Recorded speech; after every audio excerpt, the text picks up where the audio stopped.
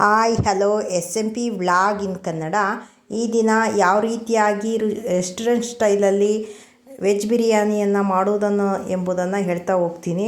ತುಂಬ ಸುಲಭವಾಗಿ ಬೇಗನೆ ಯಾರಾದರೂ ಗೆಸ್ಟ್ ಬಂದಾಗ ಬೇಗನೆ ಏನಾದರೂ ಸ್ವೀಟ್ ಜೊತೆಗೆ ಮಾಡುವಂಥ ಒಂದು ರೆಸಿಪಿ ಆಗಿರುತ್ತೆ. ತುಂಬಾ ಚೆನ್ನಾಗಿರುತ್ತೆ ನೋಡಿರಿ. ನಾನೊಂದು 2 ಲೋಟ ಅಕ್ಕಿದು ಮಾಡ್ತಾಯಿದ್ದೀನಿ. ಏನೇನು ಬೇಕು ಅಂತ ಸ್ವಲ್ಪ ಪಲಾವ್ ಥರನೇ ಹೋಲುತ್ತೆ. ಒಂದು 3 ಸ್ಪೂನ್ ನಾನು ಎಣ್ಣೆ ಹಾಕ್ಕೊಂಡಿದ್ದೀನಿ. ಅದಕ್ಕೊಂದು ಏಲಕ್ಕಿ ಮತ್ತು ಒಂದು 4 ಲವಂಗವನ್ನು ಕೂಡ ಹಾಕ್ತಾಯಿದ್ದೀನಿ ನೋಡಿರಿ. ಸ್ವಲ್ಪ ಮಸಾಲೆ ಯಾವ್ದು ಹಾಕಬೇಕು ಅಂತ ತುಂಬ ಮಸಾಲೆ ಏನು ಹಾಕಲ್ಲ. ಮತ್ತು ಪಲಾವ್ ಪತ್ರೆ 1-2, ಅದ್ರ ಜೊತೆಗೆ ಒಂದು 4 ಪೀಸು ಚಕ್ಕೆ ಆಗಿರುತ್ತೆ, ಚಿಕ್ಕದಾಗಿ ಕಟ್ ಮಾಡಿರುವಂತಹ ಚಕ್ಕೆ. ಇವೆಲ್ಲವೂ ಕೂಡ ಎಣ್ಣೆಯಲ್ಲಿ ಒಂದು ಸ್ವಲ್ಪ ಚಟಪಟ ಅನ್ನಬೇಕು. ಒಂದು ಸ್ವಲ್ಪ ಸಾಸಿವೆ ಈ ಎಣ್ಣೆಯಲ್ಲಿ ಅಷ್ಟು ಕೂಡ ಸ್ವಲ್ಪ ಚಟಪಟ ಅನ್ನೋವರೆಗೆ ನಾವು ಕಾಯಿಸಬೇಕು. ನಂತರ ಕರಿಬೇವನ್ನು ಹಾಕ್ತಾಯಿದ್ದೀನಿ ನೋಡಿ. ಚಟಪಟ ಅಂದ ಮೇಲೆ ಕರಿಬೇವನ್ನು ಹಾಕಬೇಕು. ಈರುಳ್ಳಿಯ ತುಂಡುಗಳನ್ನು ದೊಡ್ಡದಾದಂಥ 2 ಈರುಳ್ಳಿಯ ತುಂಡುಗಳನ್ನು ನಾನು ಕಟ್ ಮಾಡಿ ಇಟ್ಕೊಂಡಿದ್ದೆ. ಈರುಳ್ಳಿಯ ತುಂಡುಗಳನ್ನು ಹಾಕಿದ್ದೀನಿ.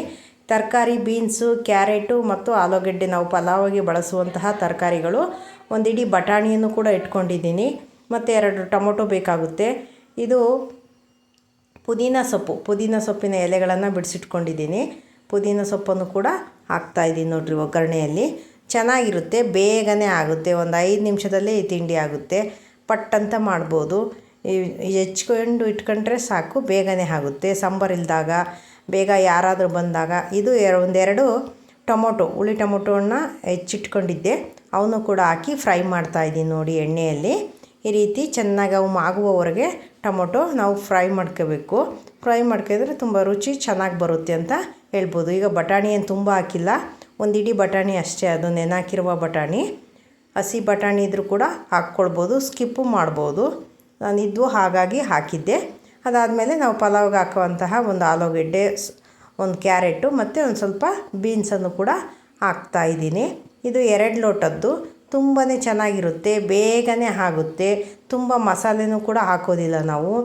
ಮೊಸರನ್ನು ಹಾಕಿ ಮಾಡ್ತಾ ಇರ್ತೀವಲ್ಲ, ಅದಕ್ಕೆ ಹಂಗಾಗಿ ಸ್ಮೂತಾಗಿ ಇರುತ್ತೆ ರೈಸು. ತುಂಬಾ ಚೆನ್ನಾಗಿರುತ್ತೆ.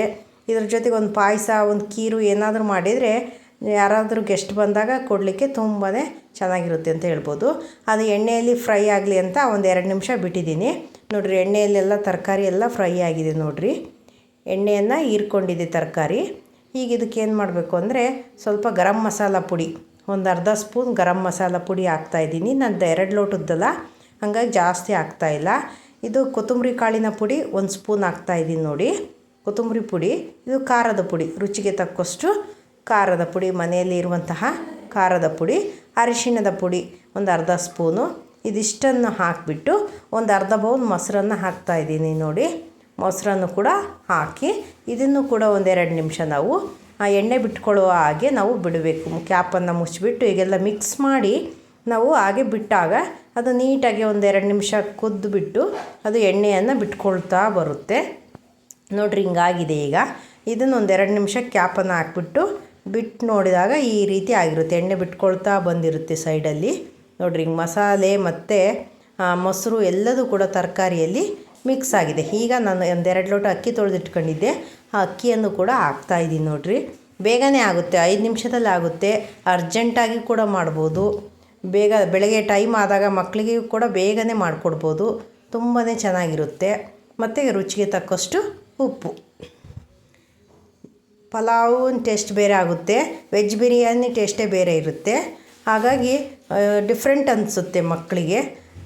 ಇದನ್ನು ಕೂಡ ಸ್ವಲ್ಪ ಅಕ್ಕಿಗೆಲ್ಲ ಉಪ್ಪು ಖಾರ ರುಚಿ ಹತ್ತುವ ಹಾಗೆ ಒಂದು 2 ನಿಮಿಷ ಮುಚ್ಚಿಟ್ಟು ಬಿಟ್ಟಿದ್ದೆ ನೋಡಿರಿ. ಎಲ್ಲ ಮಿಕ್ಸ್ ಆಗಿದೆ ಎಣ್ಣೆಯಲ್ಲಿ. ಅಕ್ಕಿ ತರಕಾರಿ ಎಲ್ಲದೂ ಕೂಡ ಚೆನ್ನಾಗಿ ಉಪ್ಪು ಖಾರ ಹತ್ತಿದೆ. ಈಗ 2 ಲೋಟ ಅಕ್ಕಿಗೆ 4 ಲೋಟ ನೀರನ್ನು ಅಳೆದಿಟ್ಕೊಂಡಿದ್ದೆ, ಅವನ್ನ ಹಾಕ್ತಾಯಿದ್ದೀನಿ ನೋಡಿ. ನೀರನ್ನು ಹಾಕಿ ಒಂಚೂರು ಕುದಿ ಬರೋವರೆಗೂ ಕೂಡ ಇದನ್ನು ಮತ್ತೆ ಕ್ಯಾಪ್ ಹಾಕಿ ಬಿಟ್ಬಿಡೋಣ ನೋಡಿ. ಈಗ ಆಗಿದೆ ನೋಡಿ. ಇವಾಗ ನಾವು ಟೇಸ್ಟನ್ನು ನೋಡ್ತೀವಿ.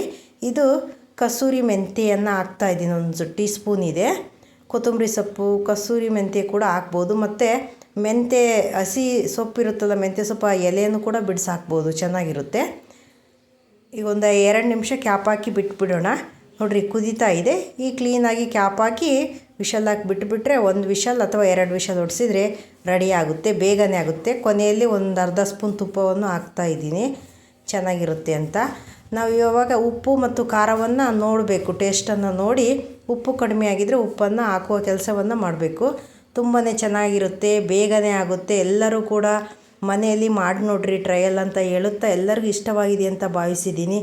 ಇಷ್ಟವಾಗಿದ್ದರೆ ಲೈಕ್ ಮಾಡಿ, ಶೇರ್ ಮಾಡಿ, ಸಬ್ಸ್ಕ್ರೈಬ್ ಮಾಡೋದನ್ನು ಮರಿಬೇಡಿ. ದಯಮಾಡಿ ಒಂದು ಸಬ್ಸ್ಕ್ರೈಬನ್ನು ಮಾಡಿ, ನಿಮಗೇನು ಲಾಸ್ ಆಗೋದಿಲ್ಲ. ಅದನ್ನು ಪದೇ ಪದೇ ಹೇಳ್ತೀನಿ, ಎಲ್ಲರಿಗೂ ಇಷ್ಟವಾಗುತ್ತೆ ಈ ತಿಂಡಿ. ನೀವು ಮನೆಯಲ್ಲಿ ಟ್ರೈ ಮಾಡಿ ನೋಡಿರಿ, ತುಂಬಾ ಚೆನ್ನಾಗಿರುತ್ತೆ. ಈಗ 2 ವಿಷಲ್ ಆಗಿದೆ. 2 ವಿಷಲ್ ಆದಮೇಲೆ ನೋಡಿ ಈಗ ಈ ರೀತಿ ಆಗಿದೆ. ಸೇಮ್ ಪಲಾವ್ ಥರನೇ, ಸ್ವಲ್ಪ ಡಿಫ್ರೆಂಟ್. ಅದಕ್ಕೆ ಶುಂಠಿ ಬೆಳ್ಳುಳ್ಳಿ ಪೇಸ್ಟೆಲ್ಲ ಹಾಕ್ತೀವಿ, ಕೊಬ್ಬರಿ ಹಾಕ್ತೀವಿ. ಅವೆಲ್ಲವನ್ನು ಇದಕ್ಕೆ ಹಾಕೋದಿಲ್ಲ ಅಷ್ಟೇ. ವೆಜ್ ಬಿರಿಯಾನಿಗೆ ಚೆನ್ನಾಗಿರುತ್ತೆ, ಸ್ಮೂತಾಗಿ ಆಗುತ್ತೆ. ಮೊಸರು ಹಾಕ್ತೀವಲ್ಲ, ರೈಸು ಸ್ಮೂತಾಗಿರುತ್ತೆ ನೋಡಿರಿ ನಿಮಗೆ ಕಾಣಿಸ್ತಾ ಇದೆ ನೋಡಿ. ತುಂಬಾ ಚೆನ್ನಾಗಿ ಇರುತ್ತೆ. ರಾತ್ರಿ ಟೈಮಲ್ಲಿ ಸಾಂಬಾರು ಇಲ್ಲದಾಗ ಕೂಡ ಮಾಡ್ಬೋದು.